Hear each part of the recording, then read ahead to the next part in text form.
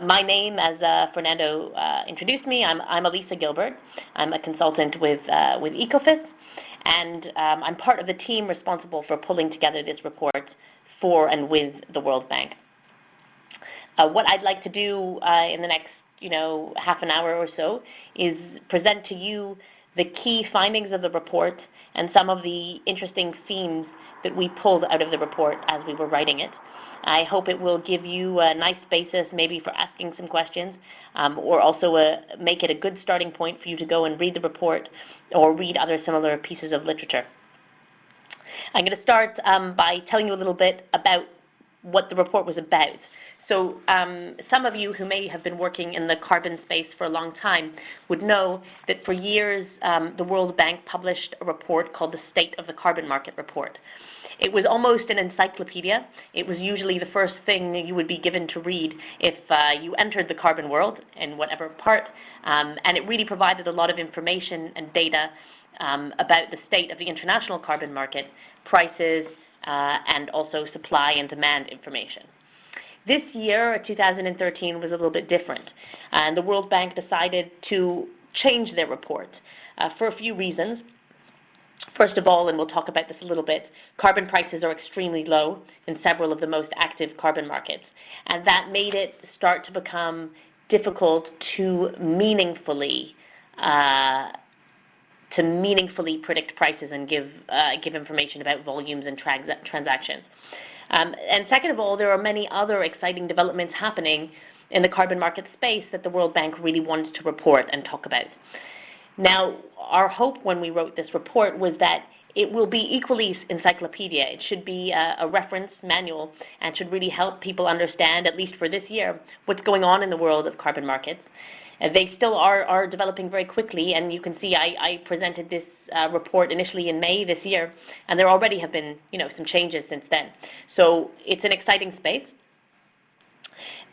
Of course, in writing this report, it's only fair for me also to give due credit to the many people involved in its preparation, and that's a lot of people at Ecofys, Noemi Klein, who managed the report, but also Alex Kosoy at the World Bank, who led this for us from the Carbon Finance Unit.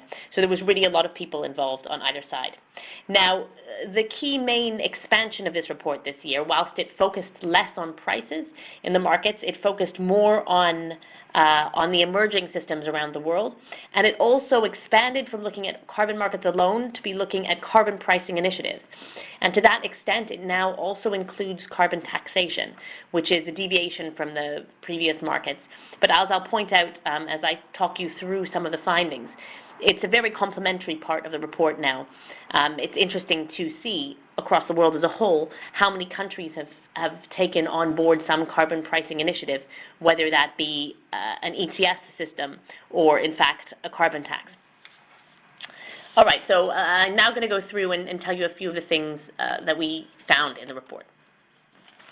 Here you see a graphic that many of you might be familiar with, and this is the story of the current carbon markets. Now, the main carbon markets that exist at the moment are the EU ETS, the EU Emissions Trading System, and also the international system related to the trading of CERs from CDM projects and ERUs from JI projects. As you can see, the economic downturn that struck in 2008 had a huge impact on, and you can see it here, of course, right, this enormous dip in the carbon price. And then, of course, in very, very recent years, you can see here the prices go now really, really down to zero. And in fact, when I was first presenting this, you could see the prices changing day by day, going so unbelievably close to zero in the CDM market. Now, this unexpected industrial shock, which affected the demand from the EU ETS, which has really been very, very defining in terms of demand for the CDM market. Well, this has been very influential on carbon markets and the reputation of carbon markets worldwide. And of course, you find people saying, well, what is the value of having some kind of emissions trading system or similar, because these experiments haven't worked. What I think is important is that these are new policies. So there's really lots of space for improving and developing them.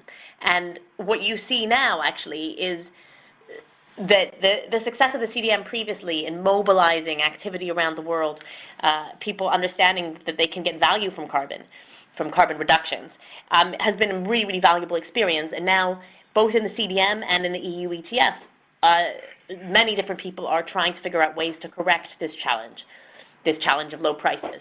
So there's work on CDM reform in the CDM world. Ideas like coming up with a government buyer solution to create some more demand for CERs. And on the EU ETS side, there are the structural reform proposals, which are progressing very, very slowly, but of which there are 6 options being considered to try and improve the price situation in the EU ETS, both by controlling maybe the supply of allowances into the system or tightening up the cap in a dedicated fashion. So although we see a sad tale in a way of low prices that have made people think that the system is really facing some challenges, you see some solutions. Now, most interestingly, and this is what the bulk of the report is about, well, let me just say something further about international credits before I talk about the positive news.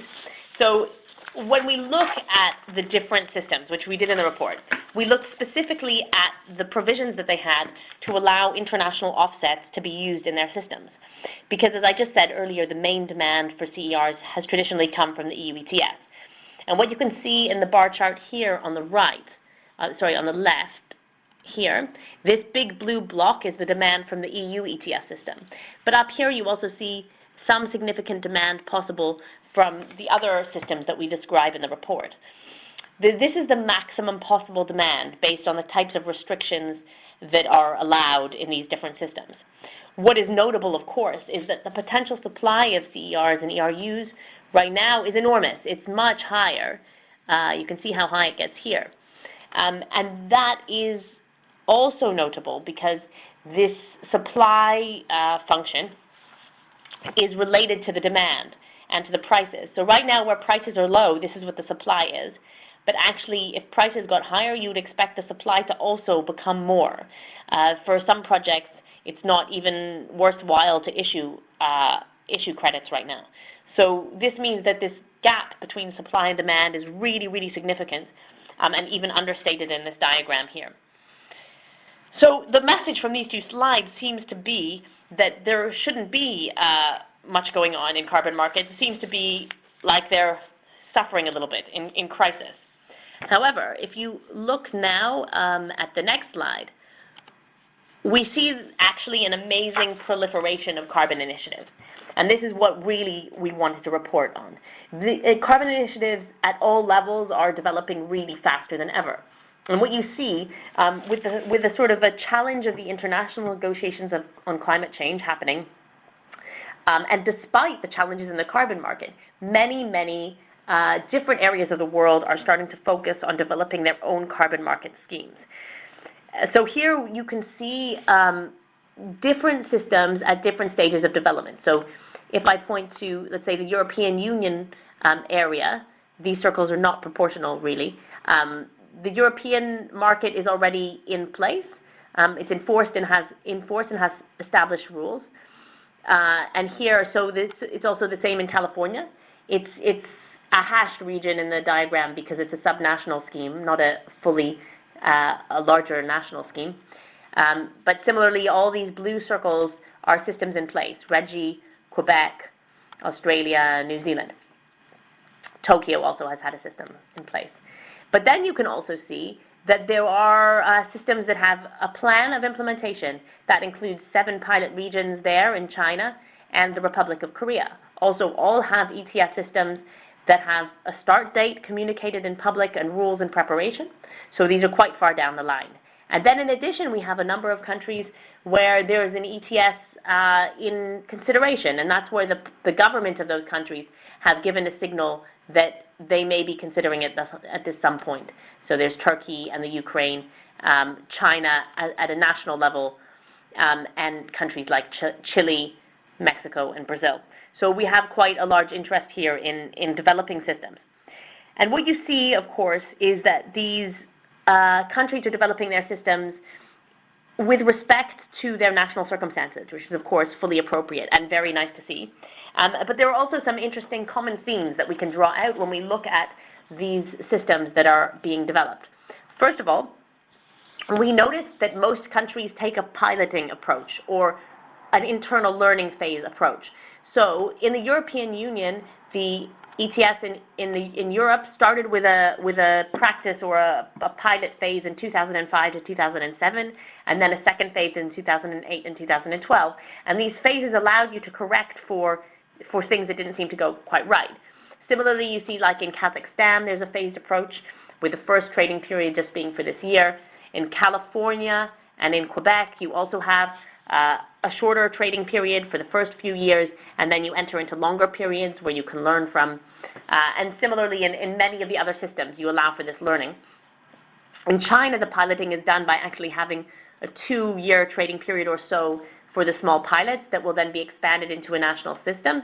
And so you really see this ability to learn from a kind of a piloting or phased approach. Then a really interesting thing that you can observe is the use of offsets. Now here you can see that this sort of straight arrow indicates where a country has a system that they can allow in international offsets, so CERs or JI credits. Now, I did show before the cumulative potential of demand in that regard, but you can see also that there are 3 particular countries that, or 4 particular regions, European Union, Australia, New Zealand, that allow the input of these domestic offset systems, of these international offsets into their system.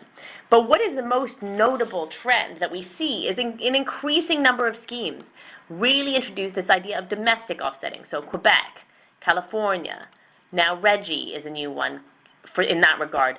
Kazakhstan, China, they're all talking about, and Australia for sure, they're all talking about introducing a capped system where participants can offset their emissions in the system by creating a reduction credit in a non-traded sector.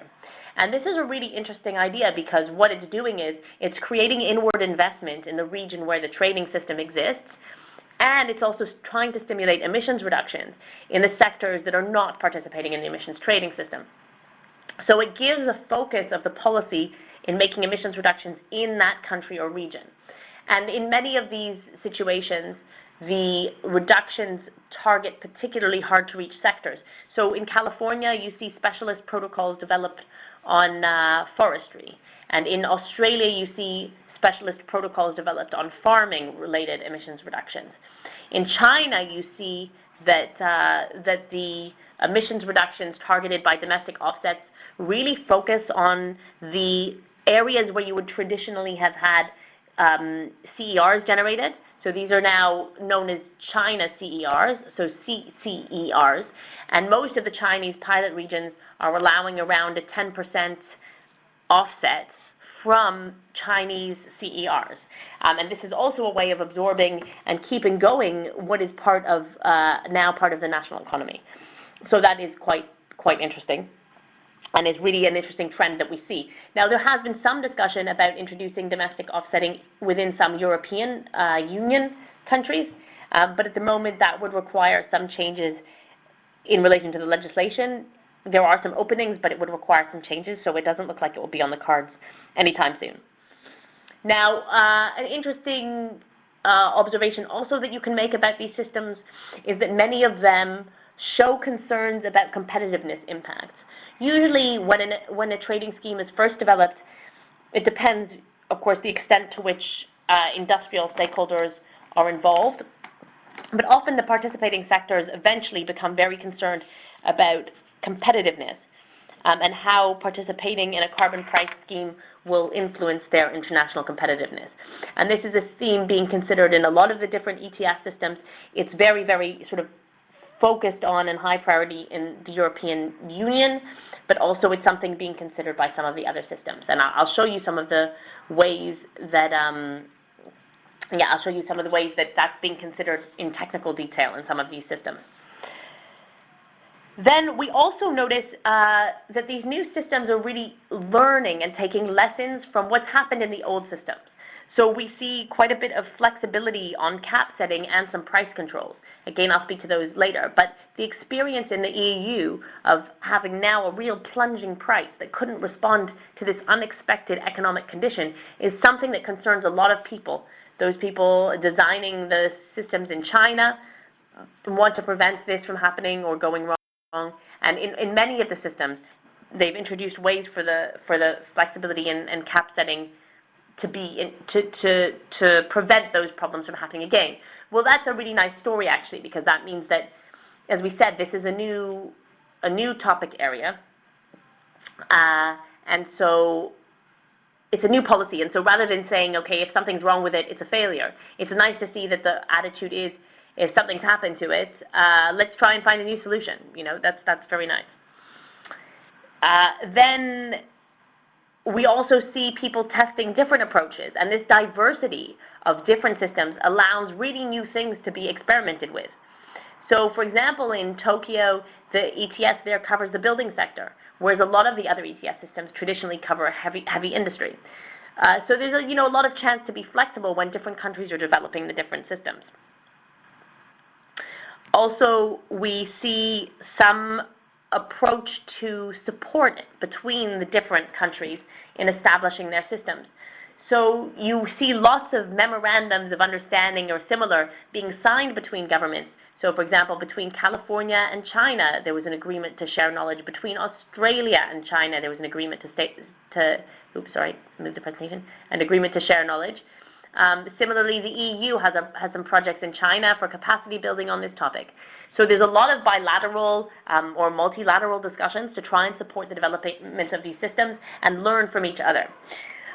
Certainly, there's also some multilateral aid coming from the World Bank too, in the shape of the World Bank Partnership for Market Readiness. And that also stimulates some of the other countries in the world to also be thinking about market-based approaches. So this kind of idea of direct and indirect support from many of the different markets being developed really also helps with learning and with better policy development. Finally, a really, really interesting trend that we've seen happening in 2013 is a trend towards some actual linking between ETS systems.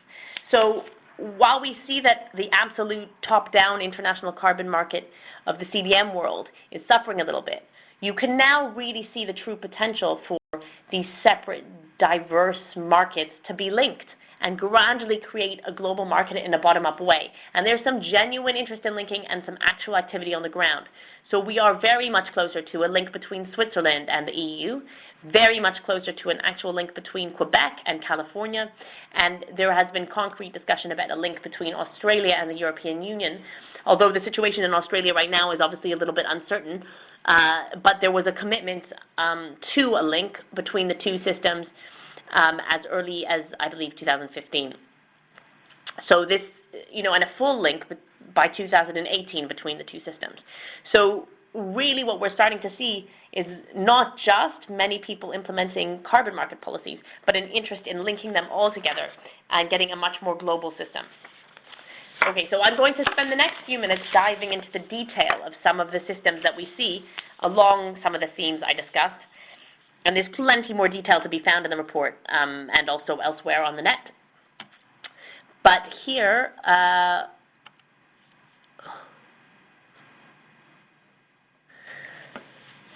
we have some different mechanisms of cap setting.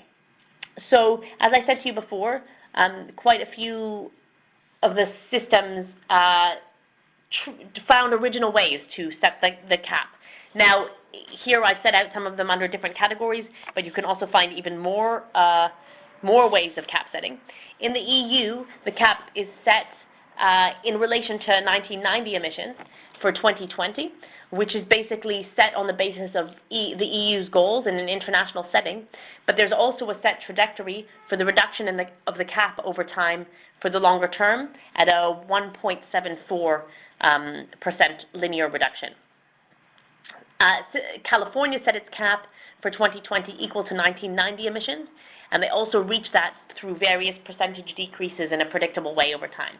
Korea is expected to set its cap roughly at 30% reduction compared to business as usual. And of course, what that actually means is quite different depending on how you define business as usual. So in these cases, these caps are set in advance, and they provide some kind of policy certainty to the participants. Now, in the case of Australia, they've designed a system whereby the cap can be modulated and modified depending on different pieces of evidence. So those pieces of evidence could relate to price, but they could also relate to changes, for example, in climate science that may demonstrate that more effort is needed or less effort is needed.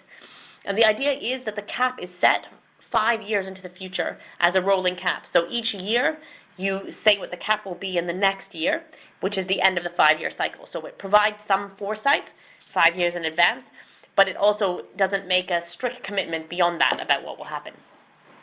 In some cases, the cap looks quite different.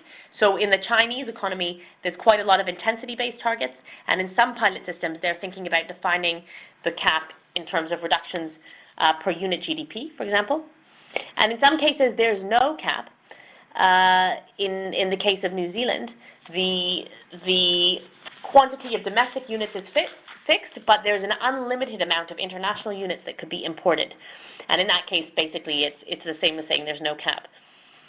Now, what's interesting is you see that some of these different cap setting mechanisms, and we'll see later also price control mechanisms, are conscious of what's happened in the EU where the prices have really dived down.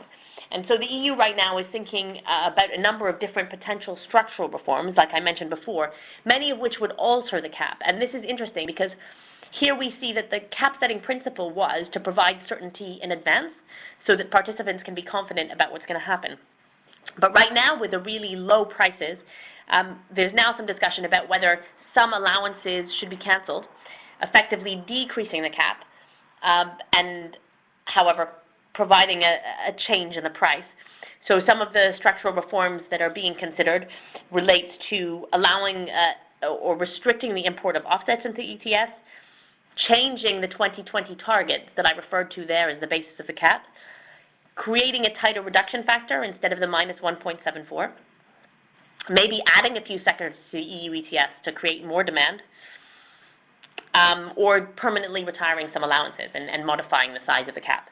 So this is one of the features that can vary quite significantly across the different systems. In this next slide, we can make some observations. So as I said, lots of new systems are being developed. And what's interesting is that the coverage of these different systems is very varied. And what you can really see in this diagram, the circles here, they represent roughly the size of the emissions of that region. So that's why EU ETS, the EU is quite big in emissions. Norway is obviously quite small. You can see the size basically of the emissions covered by the system here, and when it was introduced. And what you can also see on this axis here is the percentage. So whether the ETS covers 0 to 20% of the economy, or up here 100% of the economy. And really on this side, all these newer systems you can see represent quite a variety of percentage coverage, so different types of sector coverage, and also overall mean an increasing amount of emissions are being covered in these emissions trading systems. Here we have the planned systems, so some of these estimates are approximate, but you still see quite a lot of systems with quite a high percentage coverage. Here we list some of the types of coverage that you can see. So for example, in the traditional ETS, like the EU ETS, you have quite a lot of stationary installations, power generation in the manufacturing industry. However, transport is now included, aviation is included in the EU ETS, and in the California and Quebec systems, they will expand over time by 2015 to include distribution of fuels to transport and the built environment sector. That's interesting because in those systems, there was quite a lot of discussion about how to include the transport sector. And here what you see is that the point of participation or the point of obligation would be upstream, so it would be fuel distributors rather than fuel users. And in the EU ETS, you see the point of obligation at the user, so the aircraft in the case of aviation, or the company. In New Zealand, you have complete economy-wide coverage, and in some systems, the different types of gases that are covered are different.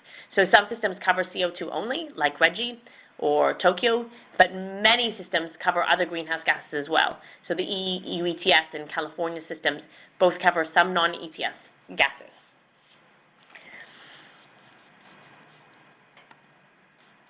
Now, I spoke before about competitiveness being an increasing theme, and as these systems proliferate, what is interesting is that you could consider that it's in fact itself is a solution to the carbon leakage challenge, because if more and more regions of the world have an emissions trading system, particularly in your local region, then you should be less concerned about international competitiveness, at least.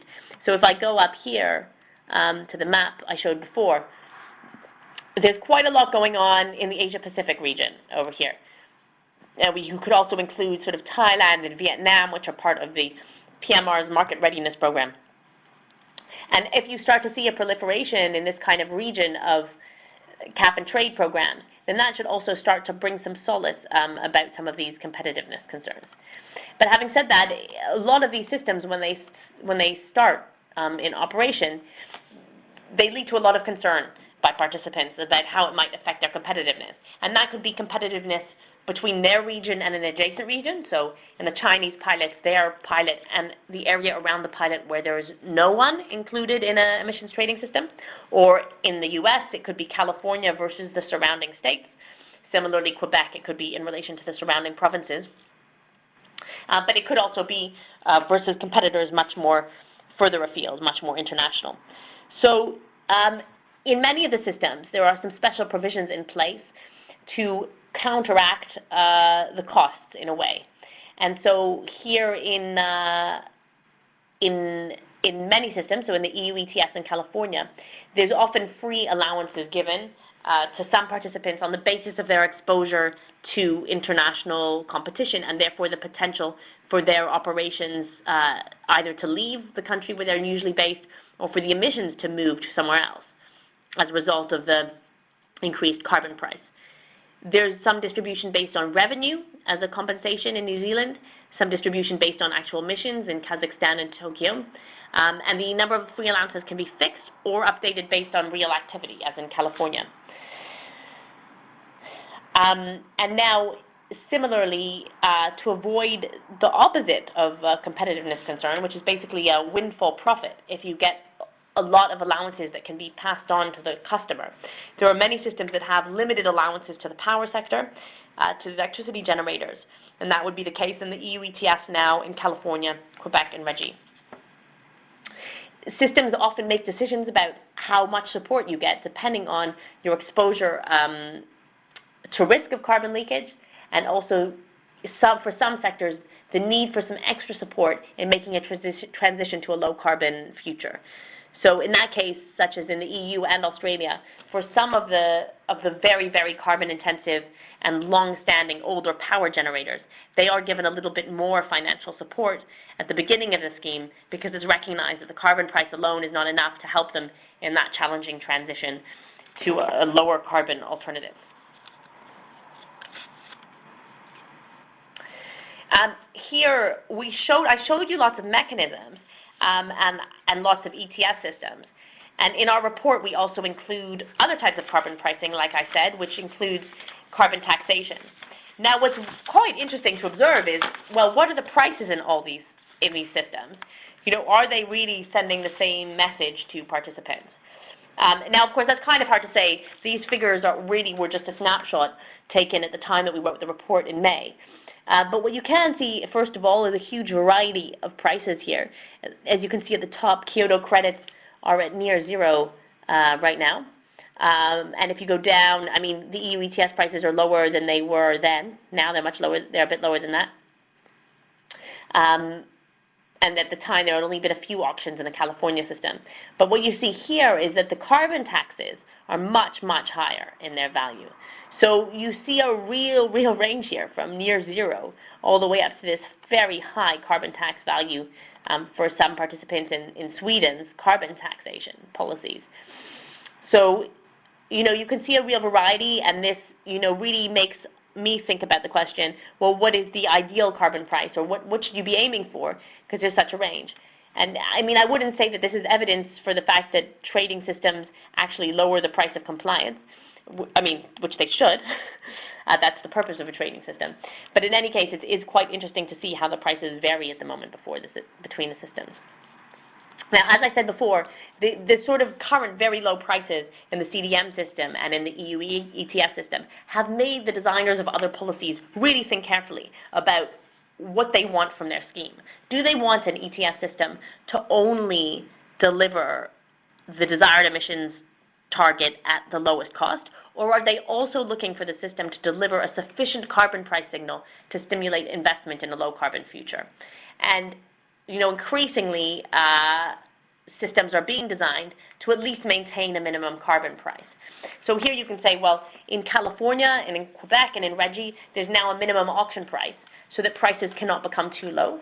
And in the UK, there is a carbon price floor, which allows the UK itself to mean that there's a minimum carbon price signal for the power sector, even though the EU ETS price is so low. Many systems also provide a mechanism to avoid prices becoming too high. So there's a fixed price buffer set of allowances available in the Californian and Quebec scheme at fixed prices between $40 and $50 per ton. And the idea is that those are released, and if the prices are getting up to that level, people will buy out through this fund. Similarly, there's the option to auction additional allowances when the price becomes too high in the RGGI system. And yeah, there are some alternative ways of setting an effective price cap in some of the other systems. So there has been an increased focus on price control and stabilization.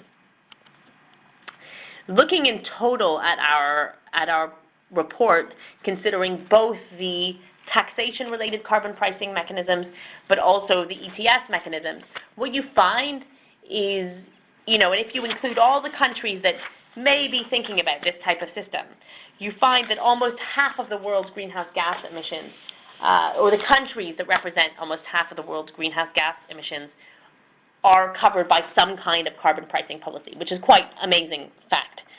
When you also look here, what's interesting is the colors indicate whether it's a carbon tax or an ETS. The dark blue shows where there's carbon tax implemented as scheduled.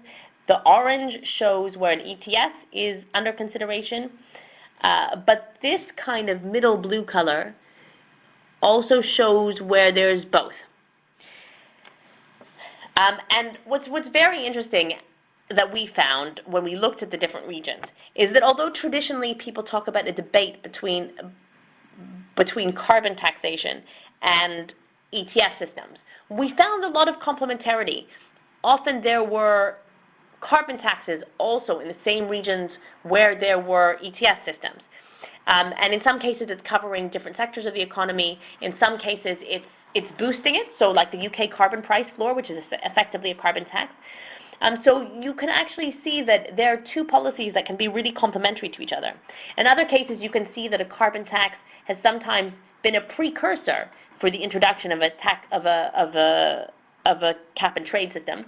Well, we don't know what's going to happen in Australia right now, but that was the idea in Australia, that you start with a fixed price scheme, which is essentially a carbon tax, and then you introduce a flexible mechanism when people really understand and can see that there's a price there. And also an interesting example is South Africa, where in South Africa you see the introduction of a carbon tax, but actually in a way that echoes or shadows design features of an ETS system. So what they've chosen to do is to control price rather than environmental outcome, because instead of choosing a cap, they choose the price of the tax. But what they have allowed for is, for example, carbon leakage and competitiveness considerations to be a way to reduce the cost of the tax for you, and they've also allowed the use of domestic offsets. So in a way, they're using many of the design features that you see in a cap and trade system. So that is also quite an interesting observation. And as I said before, this sort of wide range of schemes in place in the preparation is being supported by various types of bilateral aid and also international aid, which is a very positive development. So finally, I want you to go away with some interesting things to think about. So what what was nice about this report is it's very comprehensive, and we really got to see some themes about these different systems. But of course, when you do a piece of study or investigation, there's always further to go and always something more you want to understand. So these are sort of the themes where I would really like to understand. First of all, the comparativeness of these systems really depends a lot on what the actual ambition levels are. The success of a carbon pricing scheme will ultimately depend on how far governments really want to go. And that's the same as if it's a carbon tax or if it's a cap and trade system. So these ambition levels are really key. Second of all, you saw that wide range of prices. And what will be interesting to understand is really what is the ideal price? What are people really looking for? Because this low price that you see in the EU gets a lot of negative press. But I'm pretty certain that there'd be a lot of concern if the prices were too high. So, what are we really aiming for? There have been a lot of studies on what the ideal price of carbon is from an environmental perspective. But it would be very interesting to understand what price we really are looking for in these kind of markets. Then there's a question about effectiveness. And of course, I do think it's a little bit early to say, and particularly with the EU ETS being one of the longest standing carbon markets, but also of suffering such a large economic shock, it's very difficult to measure the direct effectiveness of the cap and trade policies so far. Then cost effectiveness, it's actually quite interesting. There was an OECD report released yesterday, I believe, which stated that that carbon markets are, I think it was something like 700 times more cost effective than the sorts of feed-in tariffs that you get supporting renewable energy policy. I mean, that kind of study is really interesting, and to understand cost effectiveness better would be interesting. It's of course not surprising because it should be cheaper. That's the whole point of this kind of flexible mechanism. I pointed out before that you have quite a wide range of coverage in different systems, and also this observation that the carbon tax can be complementary. I think what would be interesting to also understand would be which are the sectors that it makes most sense to cover with this kind of policy. In New Zealand you have a system that covers all sectors. Is that really what we want, or does it make more sense to have certain types of policies for certain target sectors and others in covering other areas? And finally, it's always interesting to try and understand how a carbon tax, how a cap and trade system relates to other policies. And there's lots of complex policy contexts in every country where there's a cap and trade system, and that of course is an important consideration, especially for these new countries that are putting all of these trading systems in place, to understand what the local context is and how to design your system right and appropriately with an understanding of what already exists in the policy mix is really, really important. So I will leave it there and leave it to Fernando to let me know if there are any questions. Okay, thank you very much for this thorough presentation. So we are going to the session of questions and answers. So now you're invited to submit your questions through the Q&A pod, which is on the top, the center of the screen. So we would welcome all your questions. Maybe you have submitted a few questions also in the chat window. I can see a conversation on Australia and other regions. So do not hesitate to submit your questions using the Q&A pod now to ask our presenter today about their views, or her views. Sorry. Okay, so we will start with a first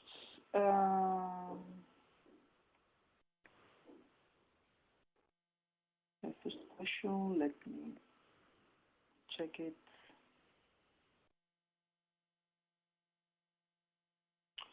Okay, so we have a first question. Yeah. From Seth Gross, who asks, are the caps on the whole national market, or is it by industry?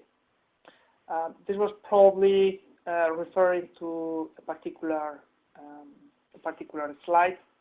So that if you can specify a bit more in the Q&A pod, otherwise Alisa, I give you the floor if you have some comments on this question. Okay, so it's a really good question, actually. I think I could answer it in a general way. So, of course, the way that the cap works could vary from scheme to scheme, but in general, the cap is for the whole market. So the market itself is defined by the percentage coverage. So let's take the EU as an example. In the EU, the system covers, let's say, approximately 45% of emissions in the EU. And for all the participants, the cap is set for them in total. So you can trade and buy from whoever you want in that cap, and the only rule is, or the only restriction is that the total amount of emissions for all the participants have to fit into that cap. Now, the complexity that you may see when you hear people writing or describing about cap and trade systems is that in many systems, many of the allowances that you have to surrender at the end of each year to comply, many of those allowances are given to certain participants for free. And in order to give them to those participants for free, there often has to be some calculation done roughly about what the emissions are expected to be within the cap for those particular industries. So sometimes there can be a projection made to anticipate within, let's say, a cap, how much would be the power sector and how much would be the industrial sector, for the purposes of deciding what proportion you might auction and what proportion you might be giving away for free to some of the industry participants that you want to protect at the beginning. But for the most part, the cap itself is for the whole market. Okay, great. Thank you very much. So we have another question from Joanna Simoes. How can we guarantee that carbon policy is followed between political cycles, concretely talking about the case of Australia? Yeah, I guess that's a difficult and political question. Of course, the Australia example is a really, really interesting one. I mean, I think this is maybe the best way I can answer it, is that all of the carbon policies are always made in the context of the national local circumstances. And in the case of Australia, there's been a debate about this issue for years and years and years. And so it's clearly a very, very volatile issue in that country. And I think that's why the solution, the idea of bottom-up carbon markets being developed is something I really like now, because it allows for a development at the national level, because the best way to safeguard political changes has to be done by the people who understand the political situation best. Now, I think, what the situation in multi-country regions helps. So in the EU, it really helps, because to make any change to the EU ETS, you need 27 or 28 countries to agree. So that's a nice way of securing it, because we find that in the EU, you have political changes in the individual countries that doesn't necessarily then impact on the certainty of the carbon policy overall. Having said that, it does also make positive change difficult, right? Because where you want to, let's say, now make a structural reform in the EU, that can become difficult because you need to agree between everyone. Another way that you can also safeguard it is by linking. So the trend toward linking is also really positive, and that's possibly one of the reasons the previous Australian government reached out to the EU, because if you have a treaty and that kind of thing, it starts to make it more and more difficult to pull back. And so the linking that we see, let's say, between California and Quebec is also equally positive in that regard. I mean, the UK is an interesting example, because the climate change goals in the UK are enshrined in a law, in the Climate Change Act, and that also makes it difficult for the next government to remove some of the carbon policies, because they're obliged by law, and it can be politically embarrassing. You might be making a stronger statement than you want to if you remove such a law. Now, of course, in Australia, it's really an extreme case, because that's the point that the new government is actually trying to make, that they don't want to support climate policy. But some of these things built in, and also the international element, can help at least. Okay, good, thank you. There is another question, so from Christoph. Can you recommend any good studies that look at the impact on carbon pricing and economic performance? What does the evidence suggest so far?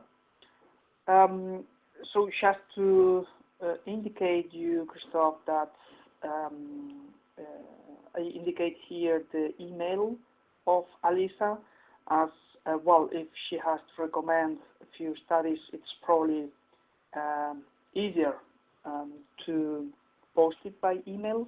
Alternatively, Alice, I would also invite you to send to me some recommended studies that we could post on Leonardo Energy website together with your webinar page.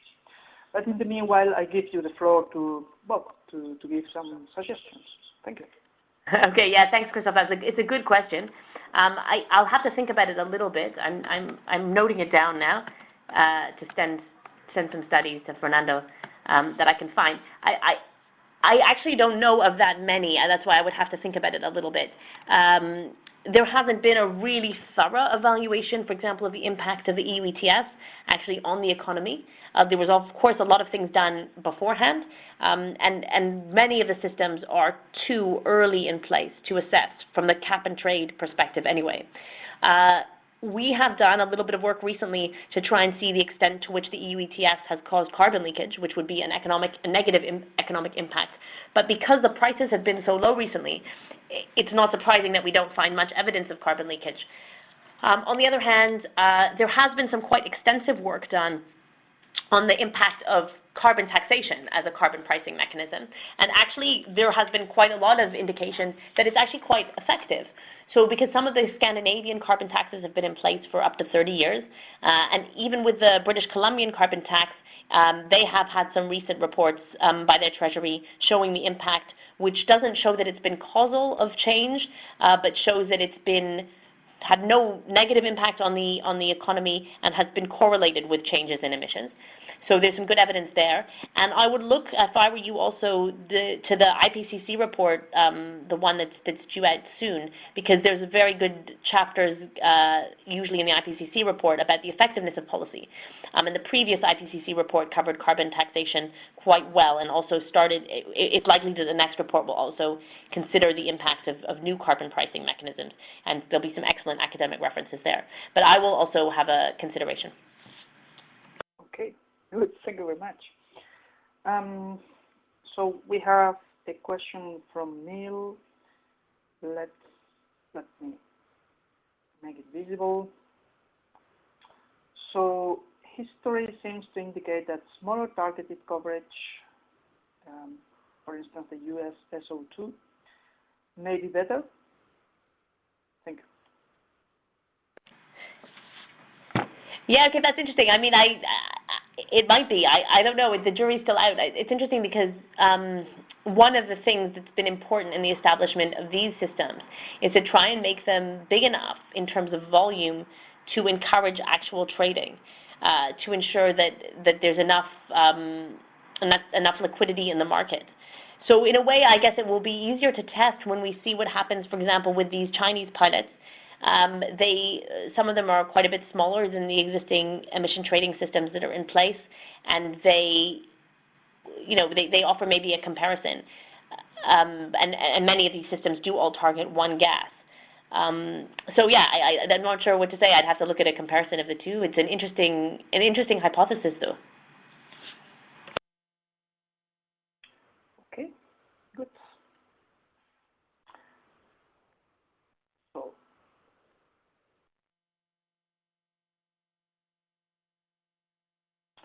question from Christian. Is there any geographic information system implemented in order to analyze carbon market data? Well, there is quite a lot of IT systems in place. I'm not sure what you mean by geographic information systems. I'm not an IT specialist, but there are some good registry information available, quite a lot of public data available, at least about the EU ETS, but also the registries for the other systems should be quite accessible. So you can get quite a good resolution of information made public through these systems. And in fact, that's one of the big successes of many of these schemes, is that it makes it obligatory and mandatory for companies to publicly disclose their emissions and monitor them and report on them. And that really helps, it's the first step really to taking action on reducing your emissions. So there should be quite a bit of information available, and there are also a lot of intermediate information providers who collate and analyze some of this data. Okay, great. We have another question from Marta Churchan. Thank you for the presentation. Have you looked at the voluntary carbon market, and do you think that setting a fixed price by a central institution could be more feasible than in compliance markets? Okay, yeah, thanks, Martha. That's a good question. In the report, there is actually a section on the voluntary market. It's quite short because there is also in parallel every year a report on the voluntary markets produced by Ecosystems Marketplace. You should be able to find that if you just search for it. And they published a report in parallel to this report in May, and that report tells you quite a bit about the volumes and the kind of the status of the voluntary market.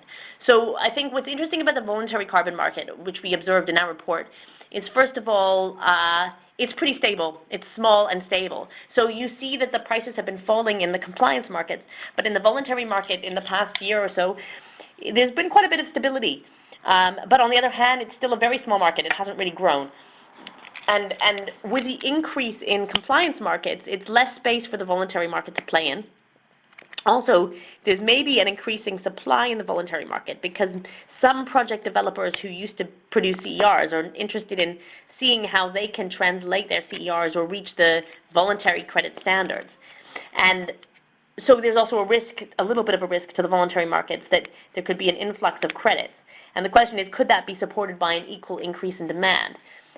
It's not completely clear that there would be an increase in demand because voluntary credits are currently, mainly coming from the non-compliance markets in places like, let's say, the U.S., outside of Reggie in California, where there's no obligations. And it's not very easy for me to see where a huge amount of increased demand would come in the voluntary market. And you also ask whether setting a fixed price by a central institution could be more feasible than in the compliance markets. I think that's certainly true that a fixed price could be more feasible in the voluntary market because there are lots of different voluntary credit suppliers and they do set their own prices. Although having a centralized approach, I still think is unlikely because they don't need to necessarily adhere to, no one needs to adhere to anyone in that kind of context. But certainly, defining a centralized institution in compliance markets is really, really difficult to agree. I mean, the question of setting prices and setting caps is so political that, people find it difficult. It's a discussion ongoing in the EU to see how you could give the job of price setting or at least price moderating to an independent entity. And I know a lot of people use the idea of central banking as a good comparison, which is obviously an equally sensitive, if not more sensitive commodity, money itself. Okay, good. So we have another question from Zev Gross. With falling prices, what good is the link? I believe this question was submitted during certain slides. If you can figure out, Alisa, the slides and the reason for this question, you can go ahead. Otherwise, we can switch to the next question. No, I understand actually. I was talking about how these different systems are becoming linked to each other, and so the question is, well, what good is the link? It really depends on who the links are between, and of course, it doesn't solve the falling price issue. The falling price issue is one that needs to be solved anyway if people aren't happy with the prices. There are some people who are happy with the prices though, because if you're aiming to achieve a set emissions reduction target at lowest cost, then when the prices are low, you are doing so. So it's of course, is an issue, and it's not going to be solved by linking. But what you do get by linking, you continue to expand the participants, and therefore you should improve the liquidity and reduce the volatility of the prices in the market. And what you should also be able to do is continue to achieve emissions reductions for longer at lower cost, because there are more investors in the market. You could see a little bit of price moderation. So, of course, the link brings benefits both ways. If you think about the proposed Australian EU link, what you see is the Australian market is about the same size as one EU member state. But in Australia, it helps moderate their prices downwards. And in the EU, from the EU perspective, it both helps moderate prices a little bit upwards, and from a political perspective, theoretically, I think when that link was established, it would also allow to give some support to Australia to continue developing that mechanism. So there are many advantages of linking that are not just about price support. Okay, good. Then we have another question from Christophe. Do you know of any community-led carbon pricing initiatives at municipal level that have started with the goal of increasing the public and political will for implementing such policies? The reason I'm asking is because I'm part of a group working on this in Alberta, Canada, and I would like to link to other groups if possible. Thank you. I really, really like that question. Actually, I don't. And it sounds exciting what you're doing. I don't know of such things. I would say the place in the world where some really interesting things are happening in that regard are in Japan. Now, in Japan, there's quite a lot of variety of different carbon pricing initiatives being trialed, and there is some voluntary domestic offsetting taking place that I think is particularly targeting communities or is meant to be somewhat community-led. It's a centralized policy in Japan. We mentioned it somewhere in our report in a minor way. But I think if I were you, that's where I would go first, if you're looking for something community-led. And I'll keep thinking because it's a really nice question. Okay, thank you very much, Alisa. So I think we are complete now. It's 1 hour webinar and seems to be no remaining questions. So I would like to thank very much our audience for having attended and having followed and enjoyed the webinar today and submitted all these interesting questions. Thank you as well, Alisa, for this comprehensive presentation, very interesting and very let's say active. So, well, you have on the right side of the screen speaker, contact, and references, and also on the bottom the link to the web page where the presentation is already available and the recording of the webinar will be as well. So now, Alisa, I give you the floor to close the session. Thank you. Okay, thank you all for joining. I appreciate that you were listening and your interactive and interesting questions. And you've got my contact details if you're interested in knowing anything more about this report or about the topic in general. Yeah, please be in touch. Thanks.